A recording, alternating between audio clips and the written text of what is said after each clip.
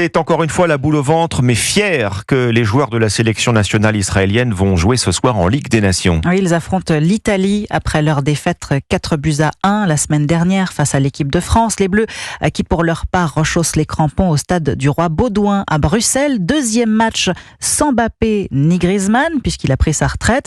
On en saura donc plus ce soir sur le réel niveau de cette nouvelle génération française, Cyril de la Morinerie. Oui, le vrai test, c'est face à la Belgique, 6e au classement FIFA, même privés de leurs stars De Bruyne et Lukaku.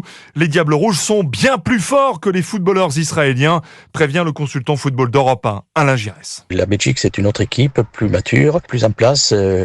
L'équipe de France doit se remobiliser et pour démontrer un petit peu que ça y est, on peut enclencher un processus. Une affiche très attractive malgré l'absence de Kylian Mbappé. Les fans des Diables Rouges ont d'ailleurs promis de mettre beaucoup d'ambiance, explique Christophe Ranken, journaliste au quotidien belge, La Dernière Heure. Le stade sera plein parce que les Belges ont envie d'enfin voir quelque chose contre les Français. Forcément, les Belges savent aussi très bien que s'ils venaient à gagner, les Français pourraient dire à juste titre « Oui, mais c'était que la Ligue des Nations, nous on gagne quand c'est important ». En demi-finale de la Coupe du Monde en 2018, comme en 8e de finale de l'Euro en 2024, les Bleus avaient battu les Belges.